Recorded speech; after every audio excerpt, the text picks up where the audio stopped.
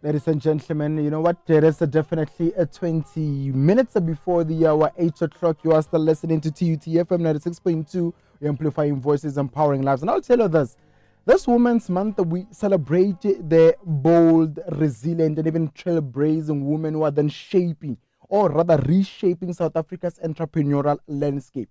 From township streets to boardrooms, women are proving that entrepreneurship is not just about business. It's about the rewriting stories, creating opportunities, and even inspiring generations. And for a couple of episodes, we've sat with, independent, beautiful, and strongly willed women. And tonight is nothing besides that.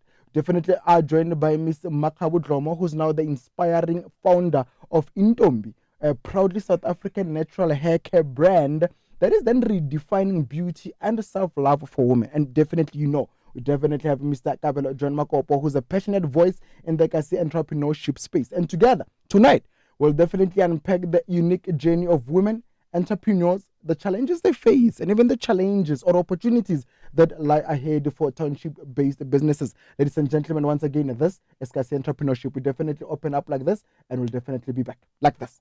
Welcome to another empowering edition of Kasi Entrepreneur on the Groundbreakers, right here on TUT FM. This segment is proudly brought to you by Makopo.com, redefining smart home experience. From voice control ovens to AI-powered home tech, Makopo.com is your trusted partner in luxury and smart living. Step into the future with home appliances that works as hard as you do. Let's build township economy, one entrepreneur at a time.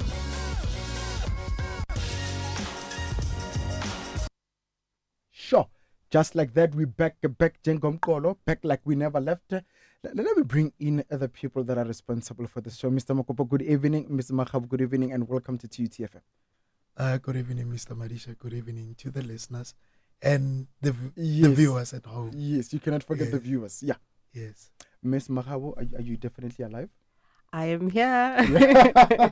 Sure. Thank you so much for having me. Sure. Mr. Makopo, I'll take you in a bit.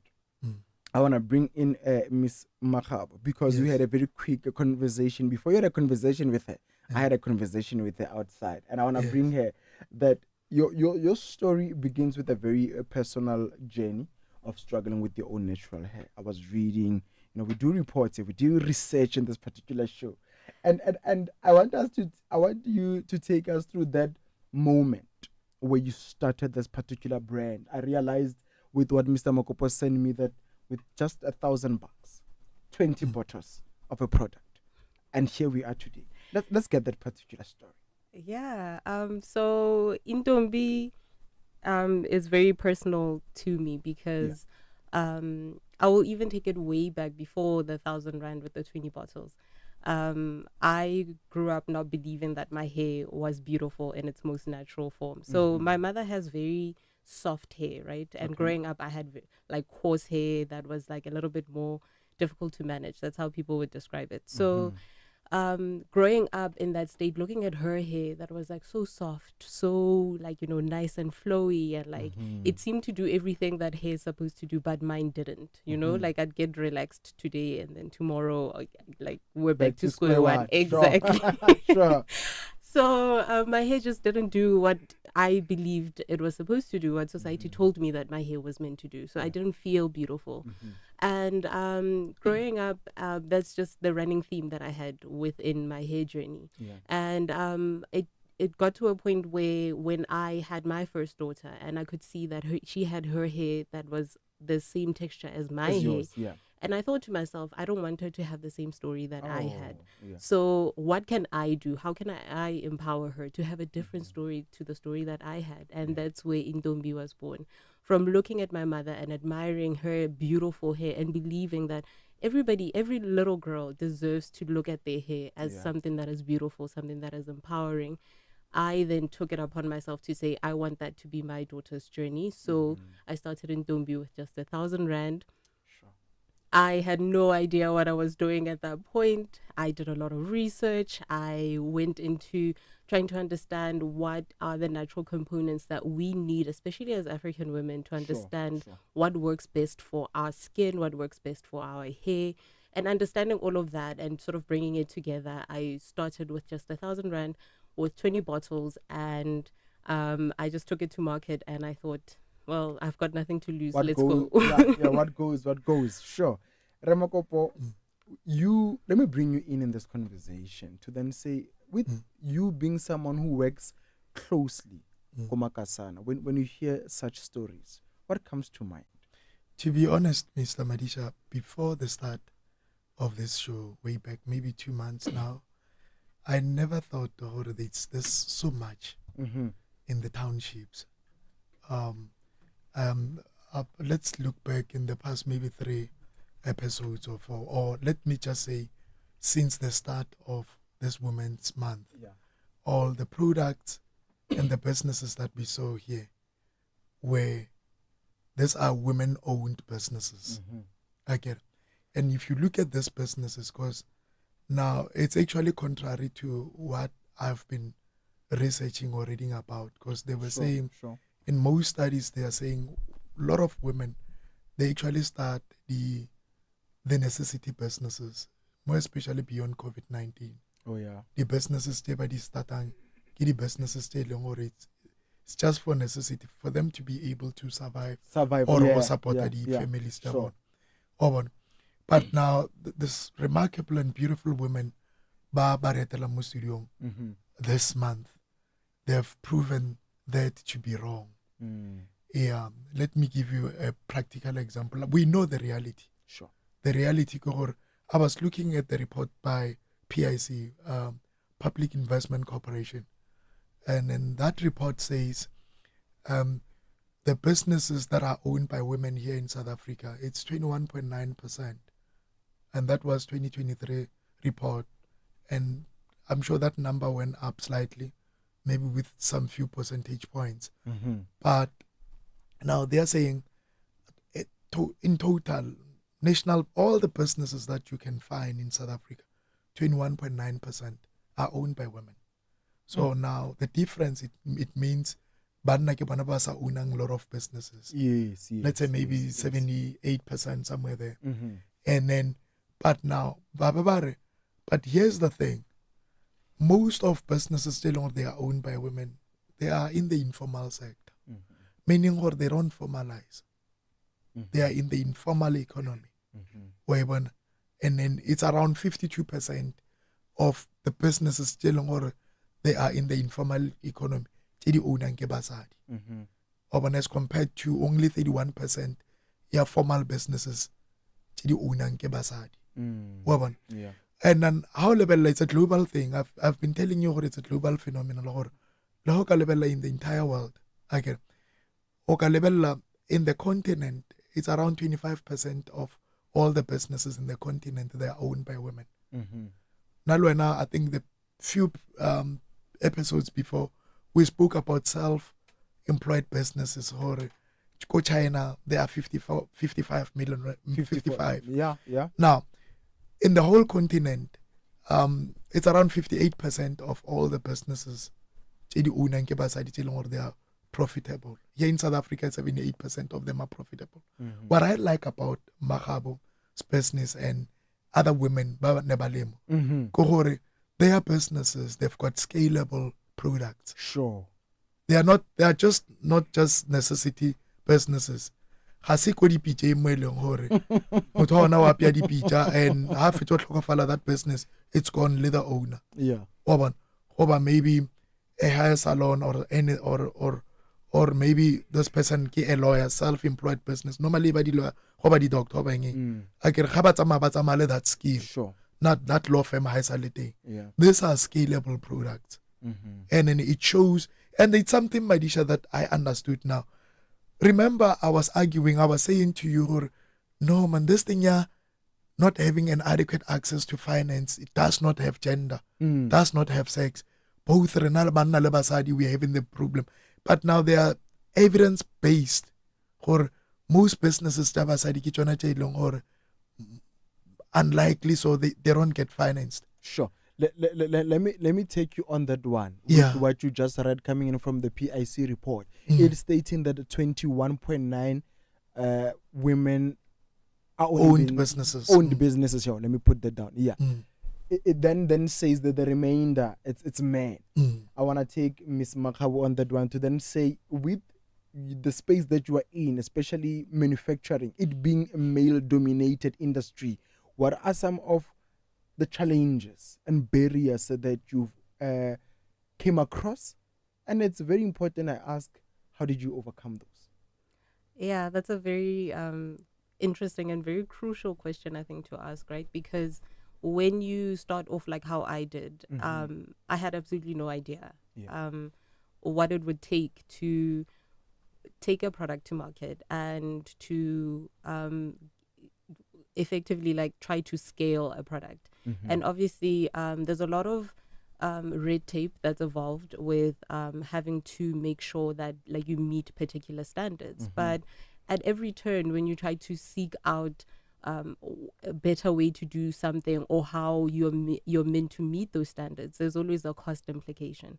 And when you start off with not having the right sort of capital, I guess, because you're bootstrapping, it's grassroots, you don't necessarily have that kind of money. So you're literally per product, you're trying to make sure that like you're running a profitable business to get to a place where you're actually saving enough money to get to that place where you can manufacture and scale.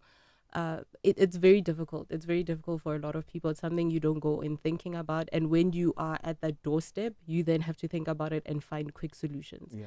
And obviously, you talked about how it's a male-dominated industry. And I think a lot of women are hit by that because that's also something that you don't understand. Like men and women have different struggles, right? I speak about being a mother, and I have to juggle entrepreneurship with motherhood. And a lot of the time when I go and listen to podcasts and like try to understand my personal development journey as an entrepreneur, it's always coming in from a male perspective. You don't have a lot of women, like female voices, who are like, yes, I am a mother and I had to juggle motherhood as well as entrepreneurship as well as running a home as well as doing all these other things, when men tend to sort of have like the script of you just wake up in the morning and you go. It's very different for women. There's no getting up in the morning and you go. You have to make sure that you're juggling your life and you're making sure that you're finding balance so that you're not sort of off kilter with anything.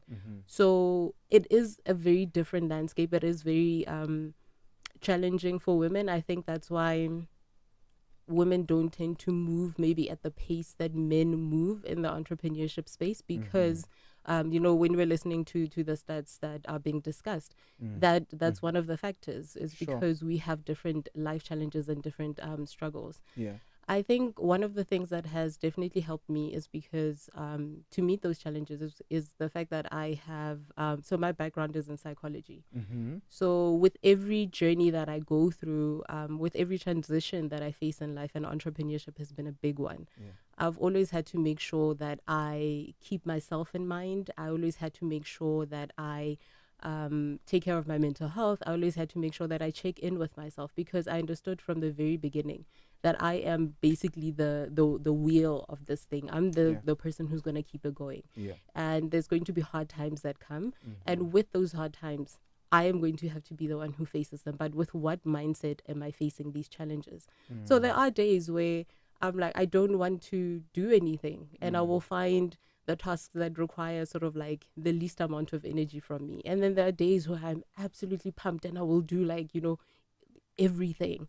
And so I take all the days as they come, with whatever challenges I meet, with whatever wins I meet.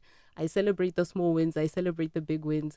And I've learned that it is a marathon rather than a sprint.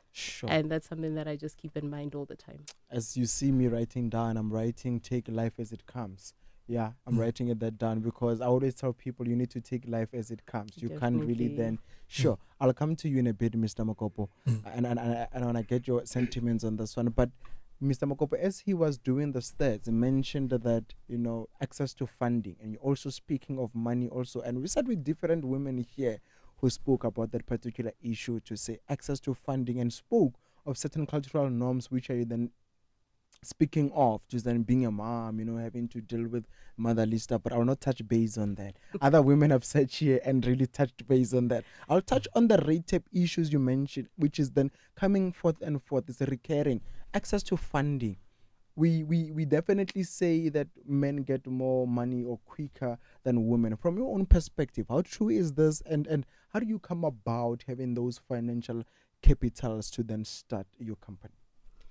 So funding is an interesting one, right? Mm-hmm. Because you hear a lot about you don't need money to start a business, which is very true. But you Oh, you definitely don't need it. you don't need money to Okay. start a Wow, business. you know how I feel. Or let me just say, you don't need a lot of money to start. I feel vindicated. I feel vindicated. Sure.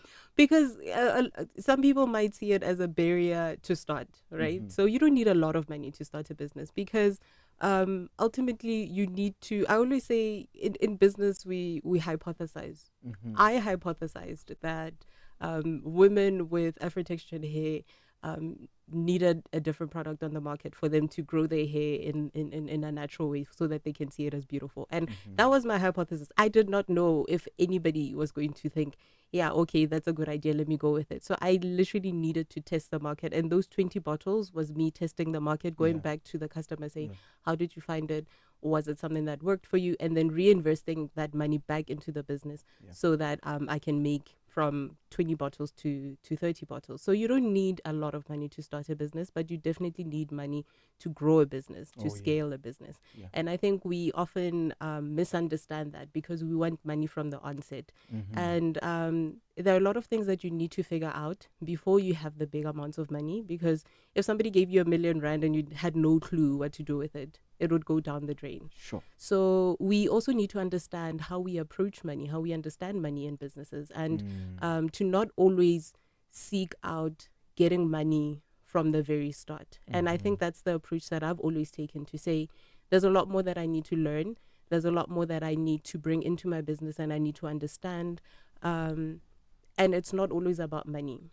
So yes, I've been in situations where I've seen my male counterparts sort of growing at a rate where I feel, oh, that would be, something that I would also love for myself. But I also understand that like it's a journey, for everyone. And one of the big lessons that I think I've taken on this year is to say, not every single opportunity that comes your way is necessarily a good opportunity for you. Sure. So it might be somebody else's opportunity and it looks amazing and you're thinking, oh wow, if I had that, but it might not be for you because you might not be in that time where you're ready to receive it in the right way. So it's the same as so you can't go around comparing, right? You can't compare yourself, you can't compare your business, you can't especially if you're looking to build for the long haul. And I think that's the approach that I always take, to say I am happy for those who are getting all the amazing great opportunities, but that's not to say that that's something that's lacking for me or something that will never come for me. I need to walk my journey and understand where I am.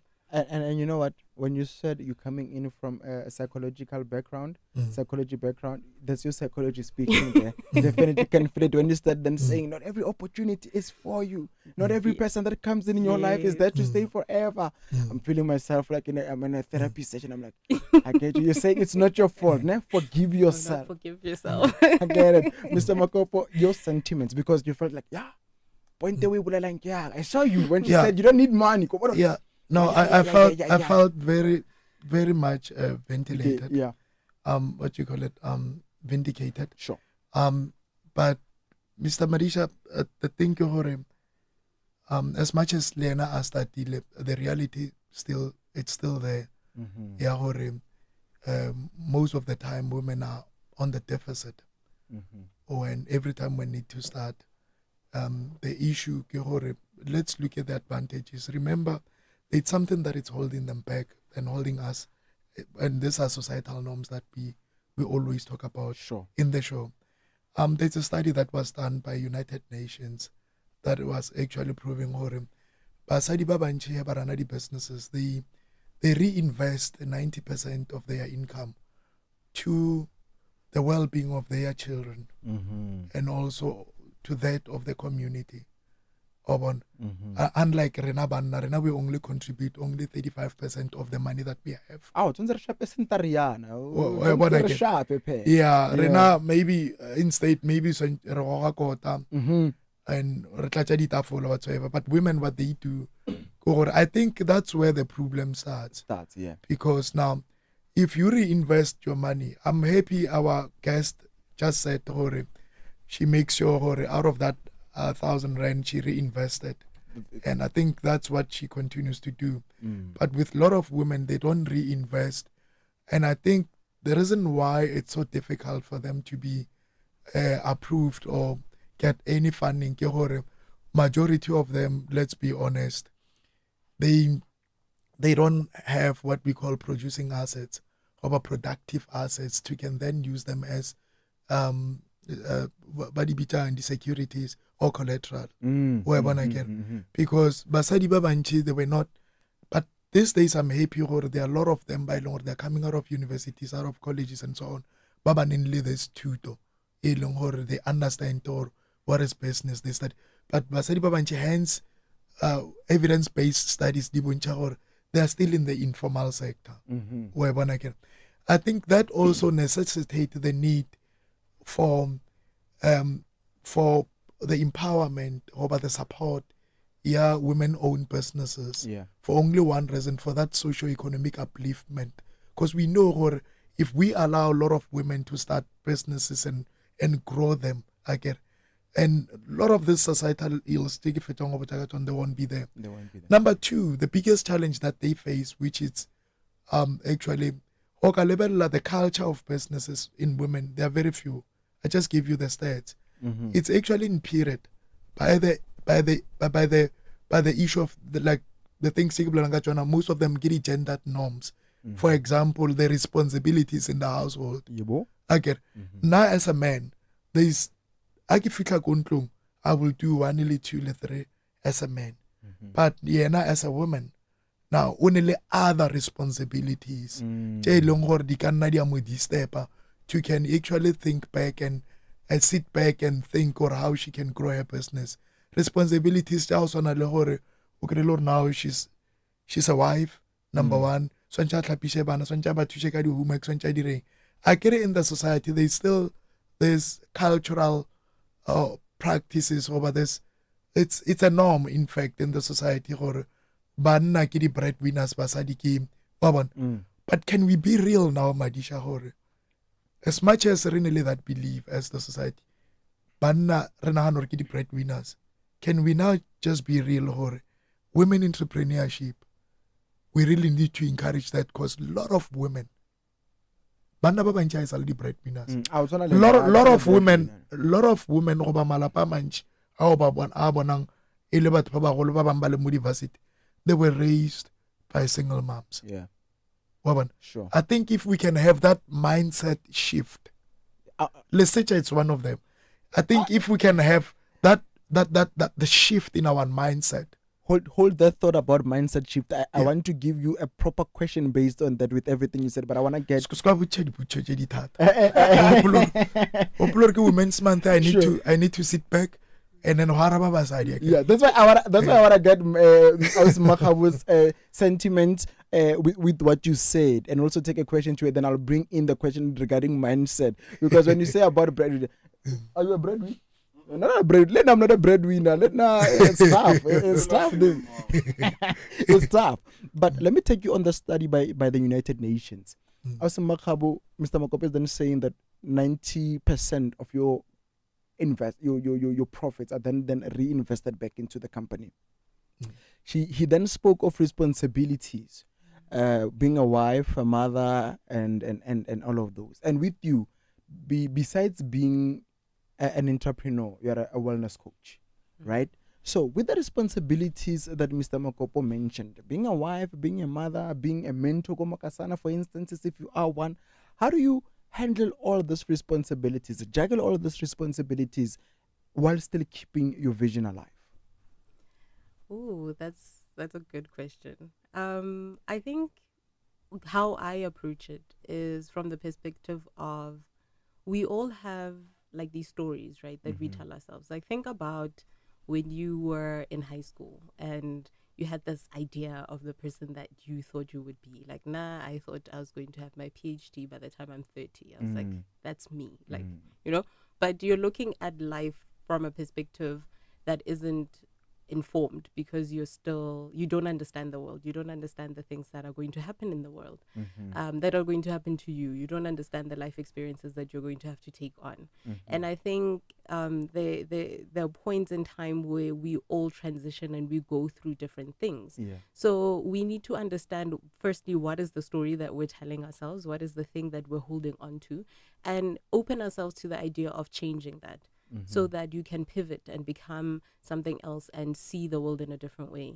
I never thought Intombi was going to be a part of my journey when I was planning my PhD story in my mind, right? But that's something that through transitioning into motherhood, through transitioning into being an adult and being somebody who has to live in a world in a particular way because life happened in whatever way that it happened, I needed to change that story and I needed to open myself up to that.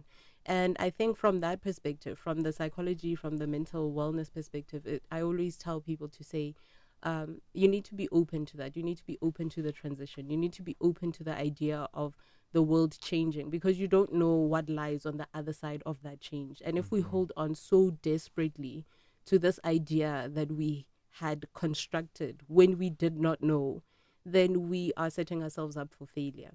So even in entrepreneurship, the things that happen that you don't anticipate, the journeys that you go through, the things that you will never know because you've never done that before. And so you have to approach it from a perspective of when I started, what was the journey of entrepreneurship that I told myself? And in South Africa, we a lot of the time we have this idea of entrepreneurship from a very Western perspective, that's why I mentioned like the podcast and all of that.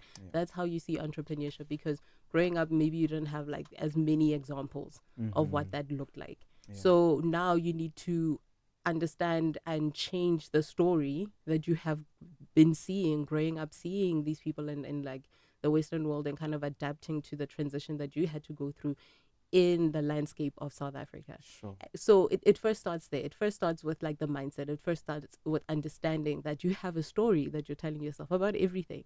And you just need to change that story and open yourself up to a different way of understanding things.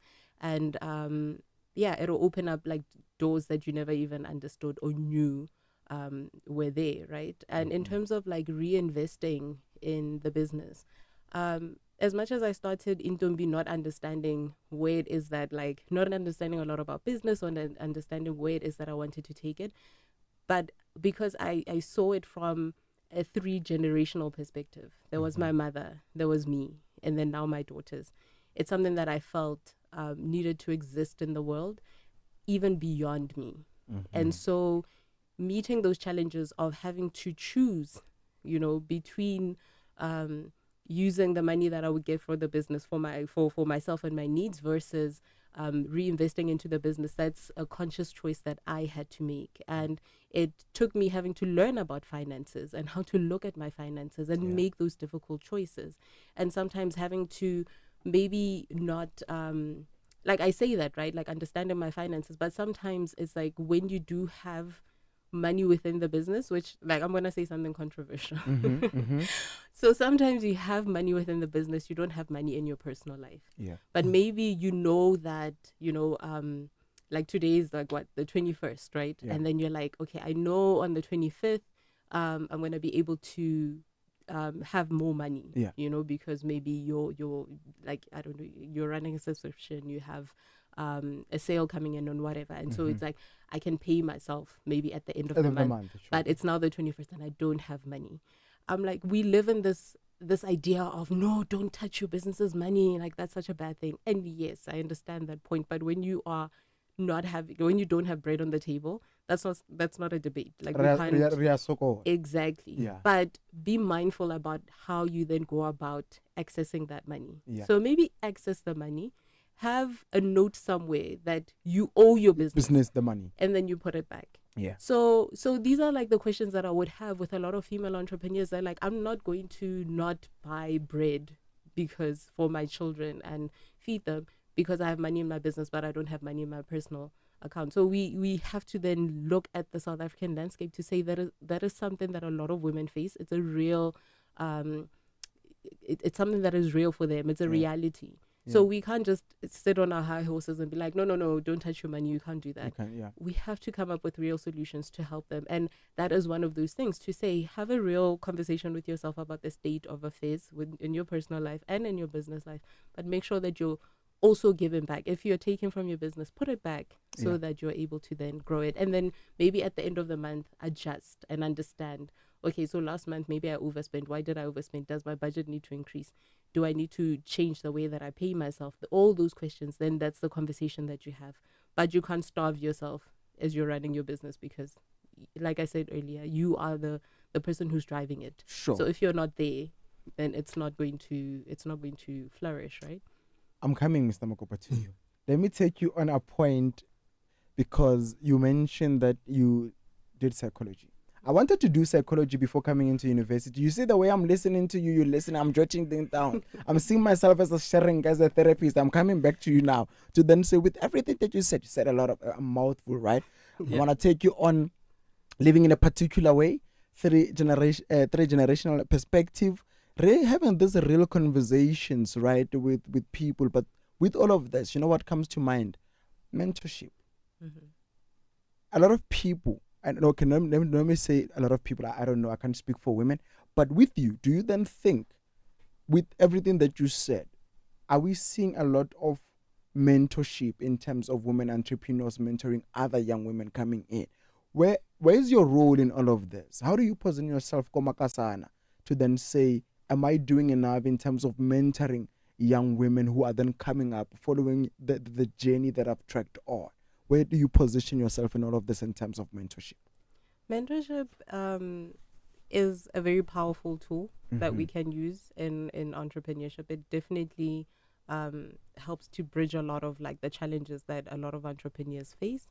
But mentorship is also something that's hard. I mean, think about we come from an educational perspective where, let's say you had your teacher, right? And you had a maths teacher, and maybe if you asked a question, you would always get knocked down in class because it's like, why are you not listening? You're not understanding, whatever. So we come from a schooling system that tells us that we have to perform and we have to be perfect and we have to get these good grades.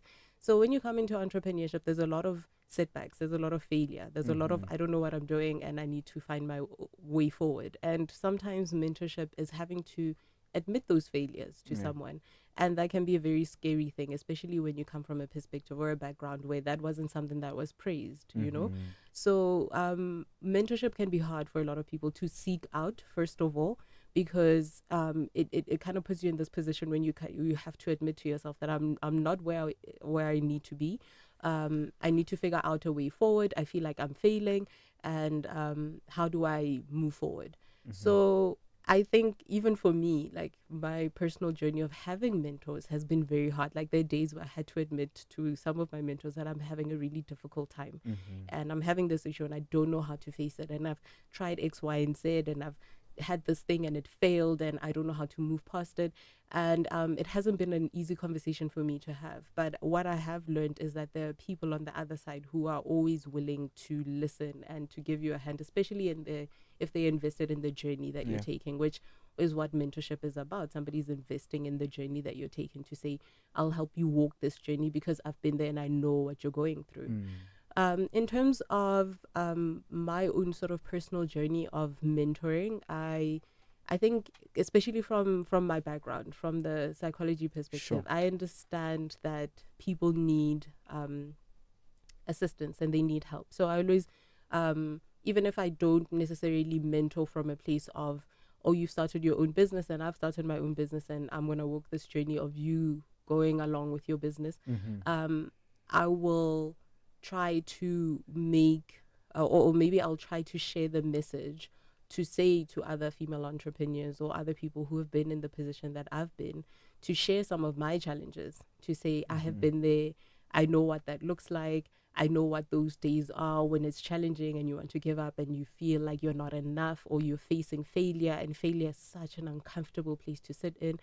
The psychologist and the mental wellness coach in me will come in and say, you need to reframe that. You need to think about it differently. You need to Yeah. tell yourself a different story. Yeah. And by doing that, in essence, I'm also helping myself, because Mm-hmm. it's also a reminder for me to say, yes, you have those days where you're telling yourself that story that you told yourself when you were 15 and you were uninformed and you knew nothing about the world. And now you need to reframe. Now you need to think about it differently. Now you need to take on the challenge differently. So I think mentoring does not always take on the like how we always think, like, right, you seek out a mentor and they go on the journey with you and stuff, but sometimes it's seeking out the people who've gone on the journey with you, who've gone on the journey, the same journey that you're you've going been. on. Yeah. Yeah. You might not even meet them, you might not even, have a personal relationship with them, but you follow their journey, you listen to the things that they say, you understand, oh, okay, so this person has been there, I'm currently going through that, what did they do? And that can also be something that's encouraging, something that can help you overcome. Let me bring in Mr. Makopo with that one, with that note there. I want to take you on your point of mind shift, coming in from the man, thinking that breadwinners and all of that. I will come to that point, but before, your sentiments on what Mmakgabo has just then said, because It's more or less because I think it's more or less the same as agreeing to her, because what I wanted to say when I spoke about the mind shift, I wanted to come to actually somehow talk to the mentorship thing, or what we call societal role players. As long as we're on shift, I'm talking about families here. No, I'm talking about communities. Yeah. I'm talking about other cultural or traditional things. Not unless if we change our minds towards women entrepreneurship. Yeah. Now, how will we be able to even start to say, I'm available to mentor them? Because now, starting a business, let that business, the thing we need to mentor these women. Most of them, they never had that chance, given the background and the history. And the same practices that I told you, they never had a chance to be business people. Some of them, they started now. Now, we need to mentor them. We need to show them, this is how you develop entrepreneurial mindset. And then for you to have this mindset, one of the things that you need to have, you must have that ability to actually overcome the setbacks, because there are setbacks as well. And not necessarily no, businesses is not the easy way. And then having that entrepreneurial mindset, it's when you actually have the ability to can even adapt to any kind of situation. So, and the other thing, even our educational or institutions of learning, we need to come up and create more platforms as well, where we will create mentorship. I'm glad our government does have special programs, mentorship programs for small businesses, especially the unang ke basadi. There are a lot of things that are happening now. Mara, now there's something that I want to ask Mmakgabo, Mr. Madisha, if you may allow me. I spoke to her and I just want to actually support her point to say, having a mentor, it's not necessarily someone, not always it can be someone who only a relationship, a personal relationship layer. It can be someone who you are learning from that person from a distance, and then you are able to learn and grow your business from a distance. That can be a mentor. One of my mentors, I was speaking to her about her, to say, I've learned and studied how Theo Balu or Kamkwaranam business account. And then going forward, this is how I want to do my business, because what he did, he said, no, I don't want to be shelving my products somewhere else. I want to start my own e-commerce platform, but also have a brick and mortar store still on I'm not going to take my the town or somewhere else. I'm sorry to mention other names. But now what I will do, because I want to own the data as to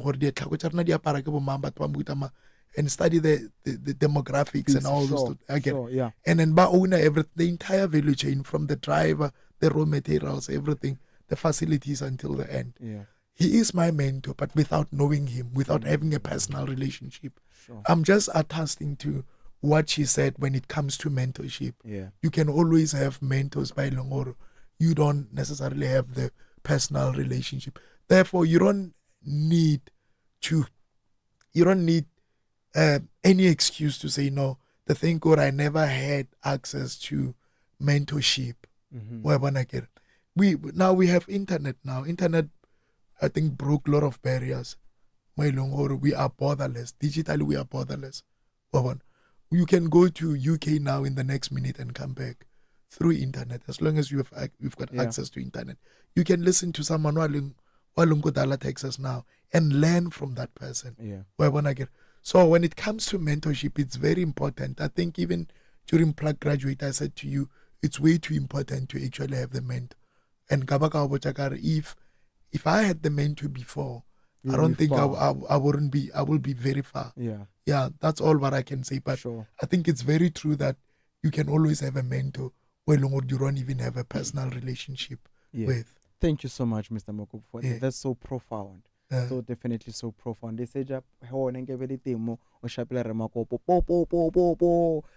profound. Hey, this day is so sentimental. Hey, this day is so profound. Yeah. Yeah. No, I learned from you. Sure. I learned from the best. Sure. I'm bringing in this question, right, to Mmakgabo. Remember, I'm not sure if it was last week, Thursday. I asked you a question. In between of those two episodes, we'll go and track it down. Yeah. I asked you a question to then say, what uniqueness do you think women bring in terms of entrepreneurship? I can't really remember your answer, but I went to find it out for myself, right? I listened to certain women. You know, I'm following women who are into feminism these days. Yeah, I'm following. I don't want to mention them, right? But I'm following them so that I can bring them on this particular platform so we straight out certain issues.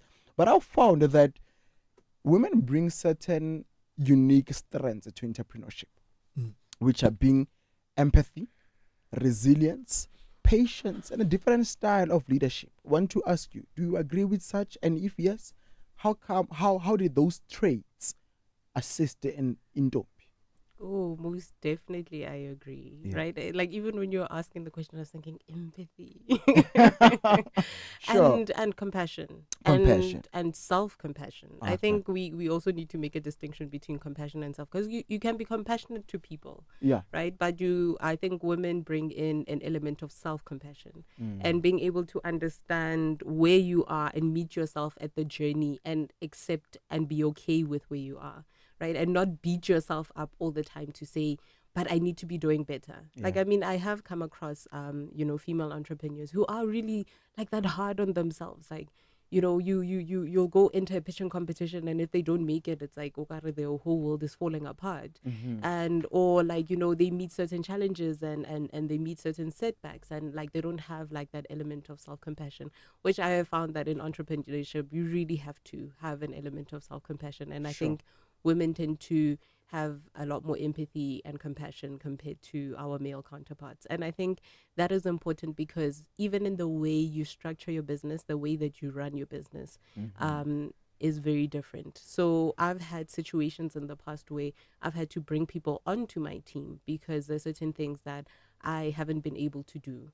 And I think from a place of compassion, understanding this person's background, understanding maybe in terms of financial needs, where they are, understanding what it is that they need in order to work in the most effective way to bring their best selves when they are within your business. That's something that I always carry with me. And even now, with some of those people not being part of my team, every time I see them or every time I come across them, we have such like a genuine love and reunion for each other when we see each other, because I've always looked at it from a place of meeting people from a place of empathy and compassion and understanding what it is that they're going through. Because I always want people to come into Intombi and feel that it's not just another place to work, but you are part of the journey. You're part of this family. I have like when I send orders through, I have like these thank you cards, and they say welcome to the Intombi family, because I feel Oh, yeah. everybody who has a touch point with the business is now part of the family, is now part of the journey. Yeah. So I think that's the part that women bring in. It's not just about meeting targets and sales and marketing. Yes, like those hard skills that you need in business are so important, but we're also looking at changing the landscape, I think, with women, because we understand that the world needs us to bring a different element, to entrepreneurship. It needs for us to be different.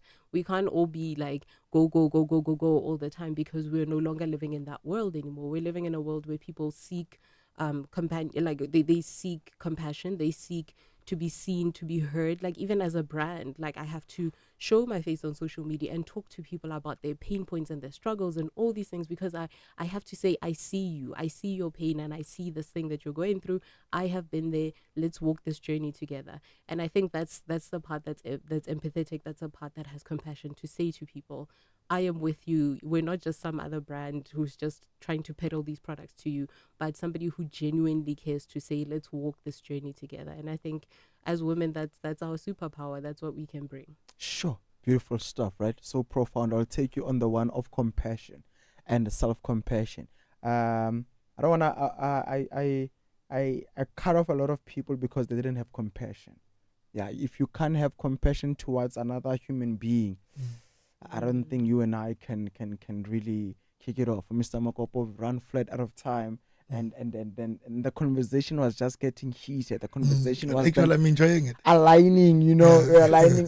If only we had more time. If only we had more time. I'll take this last two questions and we'll call it a night. And maybe Mr. Makopo will. I've got a question though. Okay, sure. For our guest. Sure. I asked her. I just want her to say it here on air. Yeah.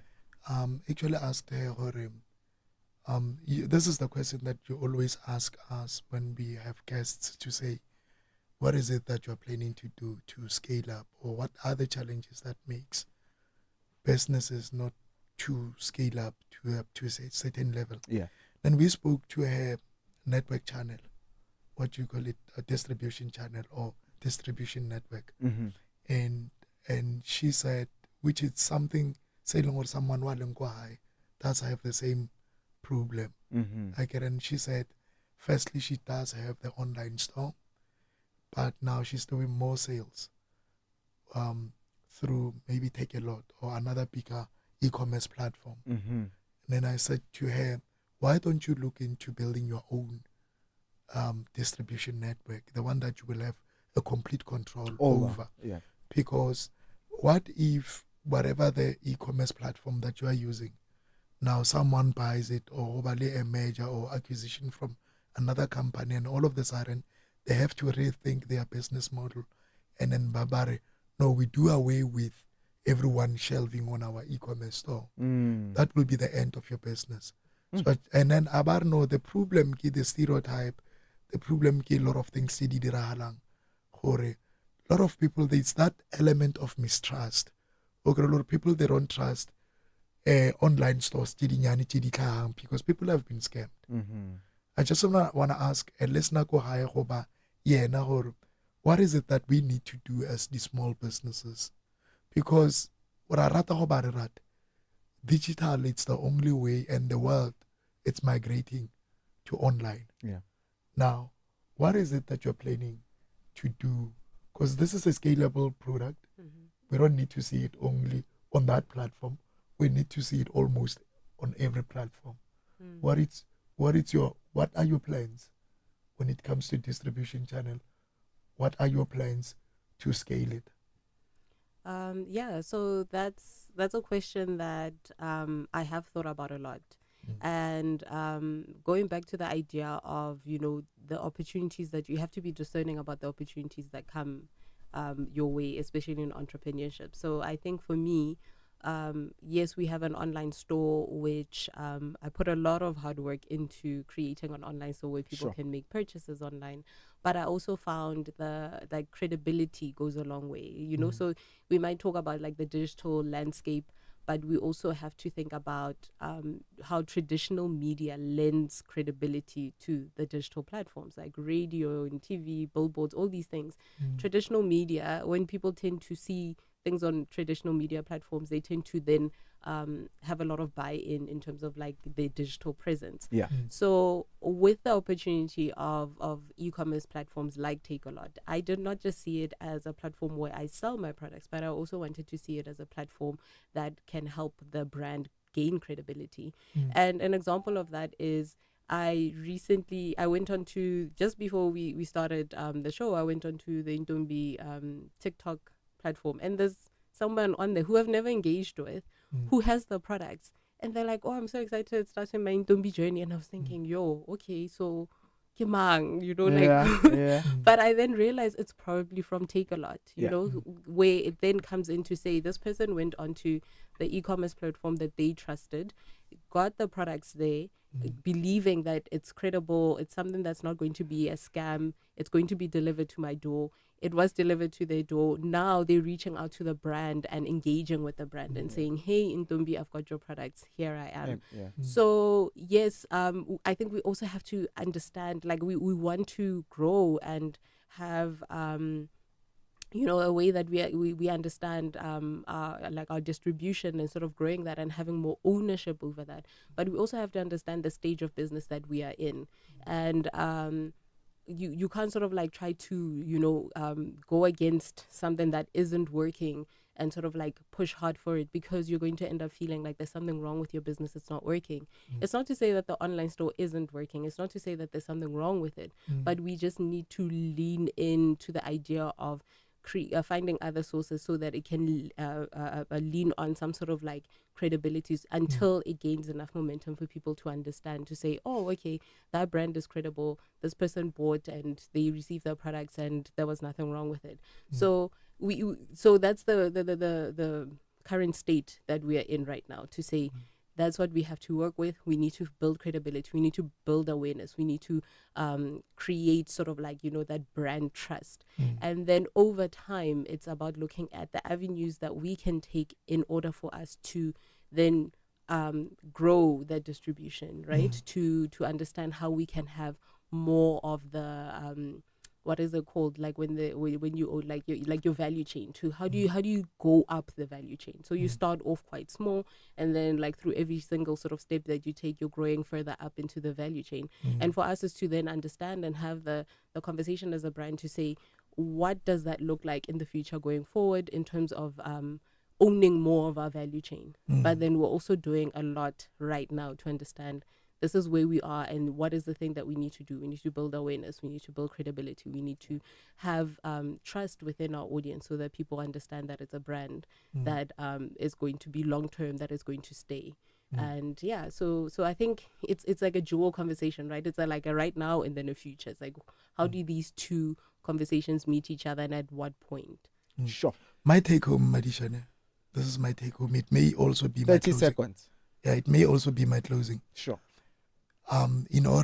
This is what I learned from today's episode. Yeah. In order for someone to build not only the brand promise, because the brand promise is something that you come up, Kayona, to the market, but in order to build the brand trust or build credibility, you really need to build the credibility in the market. Sure. That's where you should be focusing as a small business to say, I should actually focus my energy and invest a lot of my energy and focus in building the brand trust, but more than anything else, credibility in the market. Sure. Ladies and gentlemen, 25 minutes before the hour 9 o'clock, this is how we close it off. Please, if we felt like there's other pointers we didn't touch base on, we'll definitely finish it up coming in next week, Tuesday. This has been another edition of Kasi Entrepreneurship right here on TUTFM 96.2. We'll definitely be back after this. That wraps up today's edition of Kasi Entrepreneur on the Groundbreakers. A big shout out to our visionary sponsor, Makopo.com, your home of premium, intelligent appliance designed for comfort, class, and convenience. It's time for Sunbake's Shine Brightly Back to School competition, and it's